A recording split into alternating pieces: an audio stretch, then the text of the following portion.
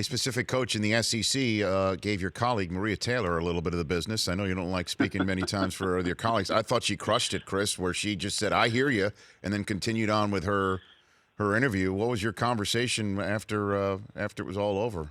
She handled it better than I would probably. I think I would have pushed back on Nick. But I think that, look, he's running hot. He's frustrated. It's going to be a tough year for him because his team is too damn good. And everybody's going to be presuming that they've got the playoff locked up and they're going to win by 30 every game and they're going to score 60 every game with Tua pitching it around. And, Kirk has said as much. So that's the kind of thing that gets under Saban's skin. Maria caught him at the wrong time. He apologized pretty quickly. He knew he screwed up. He's got to be able to handle that question much better than that because he's going to get it. And Tua is a transcendent special thrower of the football. So it's pretty obvious to anybody in the 99th row that offense works better with him in there. Yeah. That's just the way it is. And it's better to have both guys because Jalen Hurts can still contribute a lot to the team.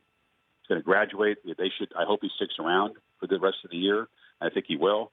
But Tua is a special dude. No, he is, and as always, Chris, I think you put your finger directly on what probably Nick Saban is feeling. But, on behalf of fan bases whose institutions of higher learning are not playing up to the, one shall we say, maybe history of the program, cry me a river on having too many good people and the level of expectation need to be met so high, I mean – that's kind of crazy. He's not infallible. I mean, the kid's going to still make mistakes, but I think that Alabama is going to blast people, and whereas that used to be sort of not fun to watch, their kind of grind you down dominance.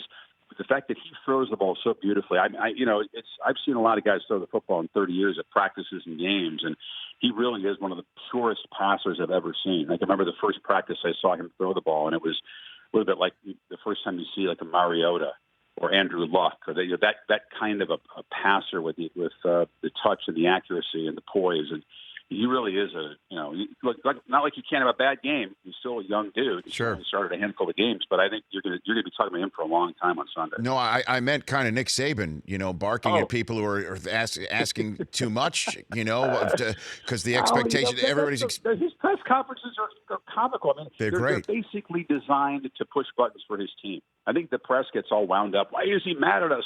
Why is he taking it out? He's doing it. It's orchestrated. I mean, I don't know if he'd admit that, but he's delivering messages. He's trying to get his team to focus and pay attention. The worst thing in his world is to have people presume and assume that Alabama is going to crush everybody. Just give them the trophy. They can't be beat. Any coach would feel that way, but Saban in particular, that just gets him very agitated. And he knows that it's really not true. They're at Ole Miss.